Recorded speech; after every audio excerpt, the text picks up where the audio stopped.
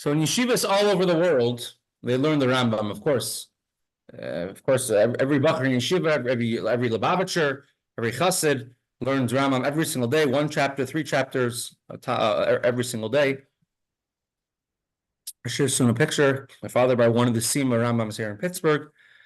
Now, they say the Rambam, the Moreh Nevuchim, the Rambam, the one who wrote the guide for the perplexed, is a different Rambam. We shouldn't learn it. It talks about Greek philosophy. During his time, there were those who were up in arms against the Rambam because of everything the Rambam wrote, particularly in the Moreh Nevuchim. However, now we're hundreds of years later, so everyone, of course, holds the Rambam with tremendous reverence, respect. But they say it's sort of two different people. They say such a thing. The Rebbe said it's preposterous. The Rambam, who he was beginning to end. The Rambam in Moreh Nevuchim is an extension of the Rambam in Mishnah Torah, of Halacha. Extension of the Rambam in Sefer Mitzvahs and Pirush HaMishnayos. I mean, also you have in the Mishnah Torah itself, the Rambam also brings philosophical concepts also. But nothing, no, he brings it only from Torah. Exactly. He doesn't bring anything from Greek philosophers. He brings some Greek astronomers, but that's for the halacha. Allah's a kiddush achidush. Nevertheless, you see him actually, a big philosophical actually in the Mishnah Torah too, explaining certain concepts, right? Correct. I mean, at the end of every halachas, and there's 83 halachas. The Rambam was a doctor, and according to the Gemara, there's 83 different types of machlas, sicknesses. And pas shacharis, eating a good breakfast in the morning, heals you from all 83 of those sicknesses, which Baruch Hashem, I know my good friend Dovi over here is very makbid, very careful about not getting sick and eating a good breakfast every day. And also having lots of spices and hot sauce. Exactly. But learning the Rambam is the biggest refuah the Rebbe brings down, the biggest healing you could possibly have for the person every single day to learn Rambam. It was the same Rambam, the Rogatchover Gaon, the great Rogatchover, we mentioned him many times. He called the Rambam my Rebbe, my teacher. He had a particular love to the Rambam. He was a chavrusa with Chaim Brisker, and the two of them learned to Rambam very, very much. And Chaim Brisker's father, and was his father was Chaim Volozhiner, Richard Volozhiner. That's his grandfather. Was actually from the dynasty, yeah. Yes, of Zev. It was interesting because the Rogatchover was Hasidish, and Reb Chaim Brisker actually was not, but it was very unique. Many Chassidim didn't learn Chassidish yeshivas then. It wasn't so the lines were quite blurred back then. And they used to learn Rambam day and night. And Reb Chaim Brisker's father used to look at them and says, "Why are you learning Rambam so much?" Of course, the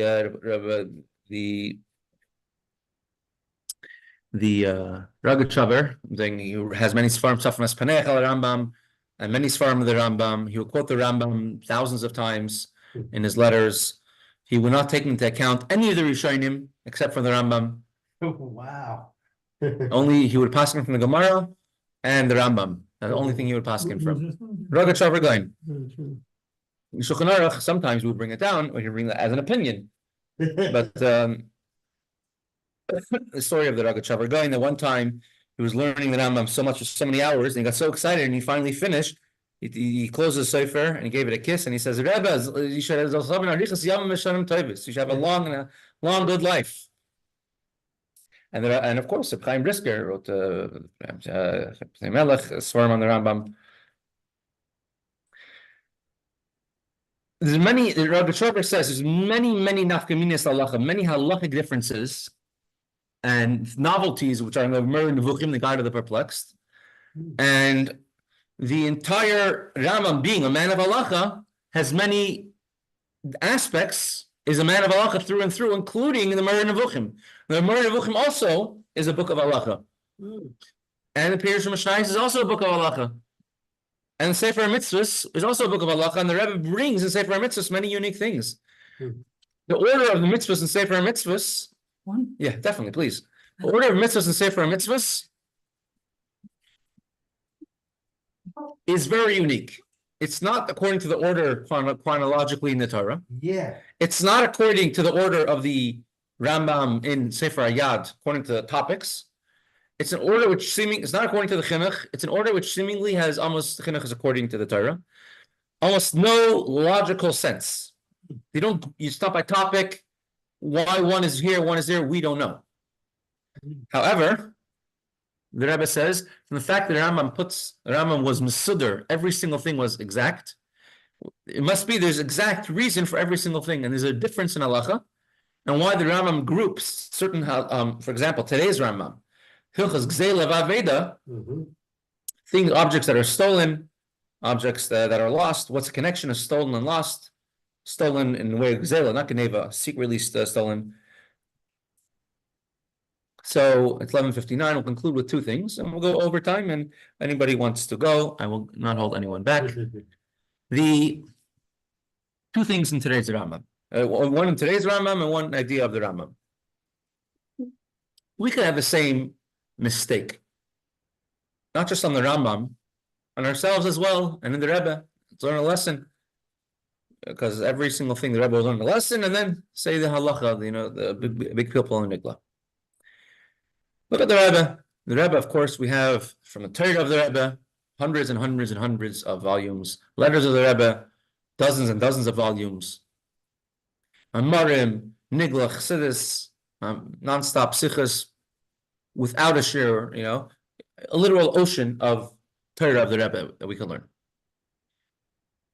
Then you could say you have the Rebbe as an askan. He's a public activist, a figure. The Rebbe opens up Chabad houses around the world, sends shluchim, everyone's doing tzayim, and everything else. Yehudi, Shleimus Haaretz, not to give away, God forbid, a single inch of land of Eretz Yisrael. Who is a Jew? Israeli ships, and you can go on not to abandon Jewish communities, and you can go on with hundreds and thousands of examples, big and small. The Rebbe is an activist. The Rebbe had two parts to him. On the one hand, you can have someone who's intellectual, I love to learn, but the rest of it doesn't, talk to him as much. Or you can have someone else who says, wow, look at what Chabad does around the globe. We have American friends of Chabad. How about the Rebbe's Rashi Sichos? Does that interest you? When the Russian KGB would send surveillance to the Rebbe's Farbrengens and Sichos, they weren't listening to the Rashi Sichos. I don't think they're interested in. They're listening to some of the other things. Because they brought them to 770, yeah? Correct. Yeah. Some of the reports are actually declassified. It's very interesting. There was Ruskies. Right? You can say it's two different people. Anyone who says that is obviously not aware, even elementary level, what is a Rebbe? The Rebbe, it's the same. The Rebbe's shlichus, the Rebbe reaching out to every Yid, loving every Yid, the Rebbe finding what he could do to help the Yidden, to help the world, etc., is an extension just of the Rebbe's Torah. And the Rebbe's Torah is an extension of the way the Rebbe deals with every single person, individual, Yid, non-Jew, the world. One is connected with the other. One is the other. And therefore, the Rebbe's Torah and the Rebbe's Askanas are not two different things. It's one and the same. Let's go in another angle. In today's Rambam, there was recently a picture going around. A soldier, an Israeli soldier, unfortunately was killed in Gaza. But he went to a house and he found in one of the houses in Gaza, which was booby-trapped and whatever, and they cleared the house, and he finds a menorah in the house. An Arab house in Gaza, he found a menorah. And how he found out, I don't know, but he found out that the menorah was actually stolen on October, Gaza menorah. October 7th. Not these ones. Gaza menorah. Soldier. Let's see if I can find something along these lines.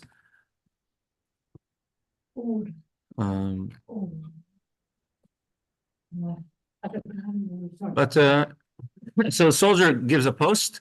I'm looking for the owner of this menorah. These are beautiful pictures. Menorah is up in Gaza this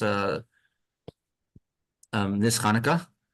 And unfortunately, this menorah, which the famous picture, this menorah next to the big across the Nazi Party headquarters, that's the same exact menorah this year in Gaza, in Gaza, and Eretz Yisrael should learn its lesson not to give it up. But I don't see the picture right now. But in a certain house, he found the menorah, and he realized it's from one of the people who were killed in October 7th. But it's not the same one that was in Berlin. Yeah, that is the same menorah that was in Berlin, Wait, now in Gaza. I mean, in Gaza, the same one that was in Berlin is now, it's found in Gaza? Yes. The soldier? Yes, see this one over here? Wow. No, but the different menorah is not the one that he found. He found Does he found the one that looks alike? Is that what? no, he found a different menorah. I'm trying to find it. I'll find it soon. Ooh. Yeah, but an Israeli soldier found the menorah in a house in Gaza. They said was stolen from someone who was killed on October 7th, and they stole the menorah from the house.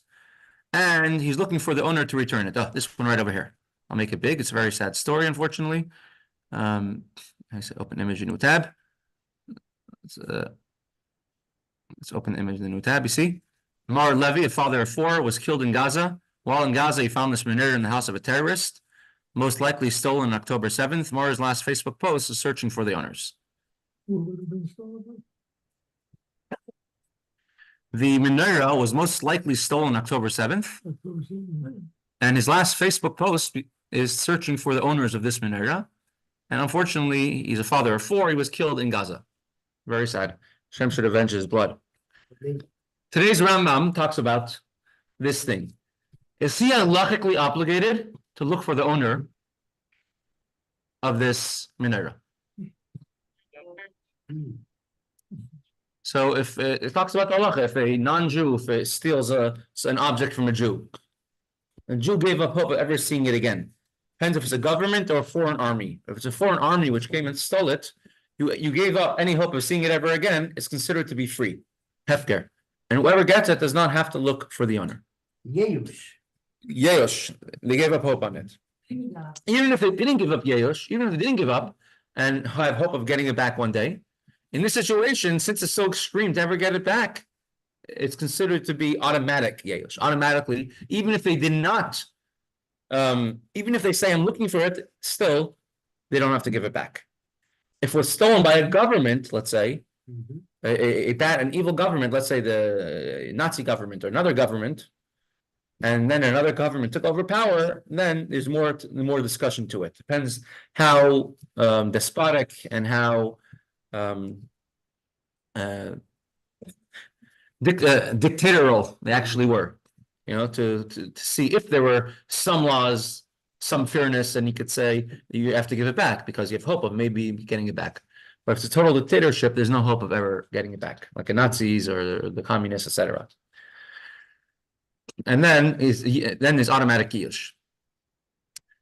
So that's something you can say in today's Rambam. But every single thing in Rambam, today's Yortzait of the Rambam is a Mer Nevuchim, the guide of the perplexed, for his generation and for all generations. And a lot of us have a lot of perplexities. Why are we in Golos so long?